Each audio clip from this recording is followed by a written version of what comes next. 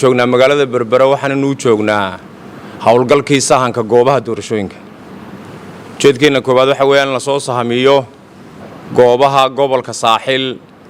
ee doorashada lagu gali jiray. Goobahaasi waa 9 goobood. Kulli waxa uu kala bixi doonaa 3 kooxood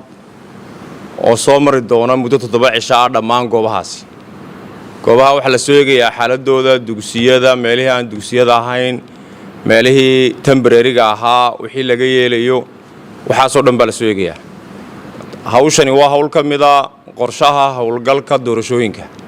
Waana qorshayaashii ugu dambeeyay kollay oo waxa lagu jiraa 60kii maalmood ee ugu dambeysay. Marka tiimka gobolka Saaxil iyo gudida commissionka gobolka Saaxil guud ahaan gudoomiyaha iyo labada degmaba waxaan leenahay waxaad iska saartaan muhiimad weyn oo mas'uuliyad weyn baad iska saaraysaan hawshaasi xog ururinteeda iyo kamidhalinteeda sababtoo ah maalinta doorashada loo socdo xagga dadweynaha marka laga eego doorashadu maalin bay ka tahay inaga laakiinse doorashadu waxay ka tahay hawlgal dhammaystiran oo xiriirsan ilaa maalintii diiwaangelinta ilaa maalinta doorashada goobtuna waa meeshii ay ka dhacaysay doorashadu marka goobtu la hagaajiyaa waxay ka mid tahay doorashadu la hagaajiyo sanadkan waxa jira culeysyo badan oo xagga farsamada ah culeysyada badan waxa ka mid ah xisbiyada iyo ururadu waa 10 tartame 10ka 3 xisbi iyo 7 urur mid kasta wuxuu yeelanayaa wakiil u gaar oo degmada joogaya sidaa daraadeed sahaminta goobaha waxaynu uga faa'iideysanaynaa in la soo sahamiyo goob ku filan 10 wakiil iyo 5 qof oo commissionka ka socda 15 iyo dadkii codeynay marka goobta noocaas aynu doonaynaa marka haddii aynu imanka ku sii guulaysan weynaynu goobta hagaajino oo goob aan qaadayn 15 qof aynu keeno maalinta doorashadana buuq baa jiri doona dadkuna codeyntooda way seegi doonaan marka diyaar garowgo la hagaajiyo waa doorashada la hagaajiyay saas ay noo balana maanta kulankaygan iyo socodkaygan wuxuu daaraa sahminta goobaha waa 9ka uu Xuseen sheegay ku noqon maayo laakiin maanta waxa soo kordhay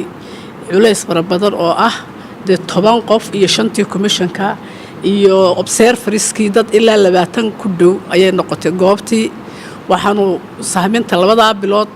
ee noo harsan aanu uga soo horeysinay inaanu helno meel dadkaasi ay fadhiisan karaan oo suitable ku ah shaqada ay qabanayaan si hawsha si fiican ay ugu socoto marka waxaan idinka rajaynayaa in hawsha sahminta inoo soo sigi doontaan waxa jira meelo ay dhismo ku dhaceen intii ka dambeysay diiwaangelintii oo goob ahayd waxaana sharci ah in 100 kilomitir oo xaggaas ah 100 mitir oo xaggaas ah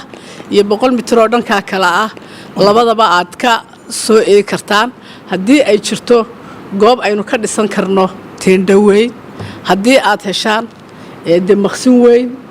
oo isagana intaasoo qof qaada aad ka soo sahmisaan oo soo sugtaan sahankaas horta kulankaygu intaasuu daarnaa dugsiyada private-ka ah iyo kuwa public ah midna xaruntii wasaaradda beeraha anigu aan aqaan wax yar baa ahayd goobtii ku taalay waxaan rajaynayaa taas oo kale inaad u rartaan meel kale oo u dhow oo weyn sida aad noo sheegteenna waxaaba noo sheegteen inaad meel kale u sii rarteen waxaanan doonaynaa inaad soo kala cadaysaan maxaa public ah maxaa private ah inaad noo soo kala cadaysaan meelihii kale aanu ka dhisan karno xataa teendooyinka oo waayo imanka maqsim 4x4 cidnaba qaadi maayo si aanu anagu yoolkayga aan u gaadhno oo aanu doon space-ka 4x4 qolkii ahaa cidna saaka ma qaadayo laakiin waxaan rabnaa inaan teendho weyn oo kale ka dhisno oo meeshii laga dhisi lahaa teendhada lafteeda aan sahanka ku soo dartaan assalaamu calaykum waraxmatullaahi horena waa u dadaalayseen maantana waxaan filayaa inaad dadaalka sii labanlaabi doontaan runtii waxaan ku ammaanayaa komishanka qaranka inay si wanaagsan u wadaan hawlihii doorashooyinka oo cadaaladana ay u wadaan aadna ay ugu daaleen u shaqaynayaan inay turxuban bixiyaan xallilaanna wax kasta oo ka hor iman kara doorashada iyadoo lagu jiro waqtigii qabanqaabada doorashooyinka goobihii lagu qaban lahaa doorashooyinka aan u soo baxnay marka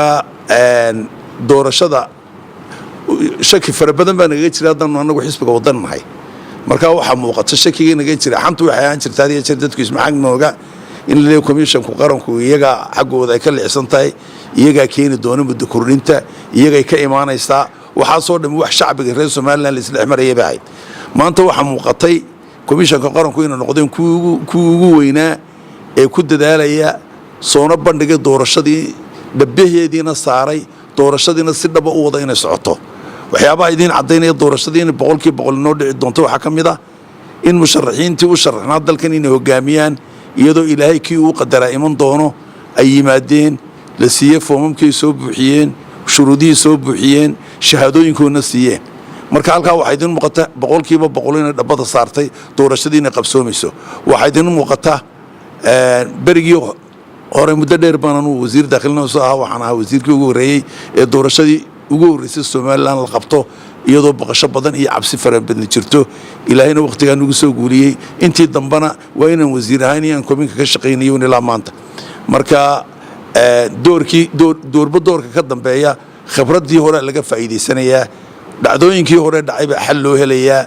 halka marka horumar fara badan baa doorashada had iyo jeer yimaada maantana systemka doorashada u dhacaysa systemku sidii hore tii hore uu ka sii horumarsan yahay halkay gaarsiiyeen iyagoo ka faa'iideysanaya komishanka qaranka maanta jooga oo waxa kamid oo qura habkii loo baxay barigo rabar iyo galbeed baa komishanku isu qaybiyay gudoomiyaha komishanka qarankuna wuxuu ku hari jiray xarunta dabeetana bariga galbeed yaa la isu raaci jiray inta laba la isu qaybiyo barina waxa laga bilaabi jiray Burcayo wixii xagga ka xiga galbeedna wuxuu ka soo bilaabi jiray gobolka Saaxil iyo wixii galbeedka ah laakiin maanta tii iyagoo fududeynaya oo warkii iyo nidaamkii iyo fulintii iyo saamintii iyo hogaamintii iyo diyaar garowga doorashooyinka hanaankeedii sidii si ka fiican u dhacay waxa ku cadeynaysa galbeed oo qura ayaanu isu qaybinay muxuu ahaayay laba isu qaybinay waxa bilaabmay dhammaan lixda gobol ka bilaabmay sahankii goobaha cod bixinta maalinta doorashada ay dhacso waa arrin farsamo oo la doonayo in loogu soo diyaar garoobo maalinta doorashadu dhici doonto 13 November bulshada reer Soomaaliland waxaan u sheegaynaa in hanaankii doorashadu uu dhameystiran yahay hawshii ay socoto farsamadeedii iyo maamulkeedii iyo isku duburidkeedii dhammaanba hawlahaasi ay diyaar yihiin maantana waxa la joogaa maalintii goobihii doorashadu ay ka dhici laayeen macaynka in nidaamkeedii farsamo la sii dhameystiro aan hawshii ahayd inaan hawl soo sahamino goobihii doorashada lagu qaban lahaa nagoo sharciga iyo xeerka ilaalinayna oo raacayna waxaan isu qaybinay 3 tiim gobolka degmada Sheekh u gaara iyo 2 tiim oo berbera ka shaqeyn doona maadaama ay berberi ka goob badan tahay 9kii goobood ee diiwaangelintu ka dhacday oo maanta aan 9 ahaynoo 129 ah bugsi kala jabaya ayaa insha Allah loo kala bixi doonaa waxaan bulshada reer Berbera iyo gobolka Saaxil baa uga faa'iideysanaya halkan tiimka idin soo mari doona inaad si fiican u soo dhaweysaan la shaqaysaan shaqada wadaan u fududeysaan bariga hore diiwaangelin bay inta meesha la idinku soo maro ayaa muddo yar oo kooban intii qofku idinla joogaan bay idin dhaafi jireen laakiin laga yaabaa maanta inay ilaa 3 goobood 4 goobood ay qiimeynayaan oo foomam mani walo gacanta ay ku sitaan iyo qaar moobilada ah baa ay qaadi doonaan dabeetana muddo ay qaadanayso oo laga yaabo in goobtiiba saacadin ku dhow markay goob qura tahay saacadin ku dhow la joogo haddii kalena dhowr goobood tahayna muddo dheer la joogo sidii goobta hay'adda noola shaqeyn jirteen komishiga doorashooyinka ay ula shaqeyn jirteen insha Allah reer Saaxil oo noola shaqeeya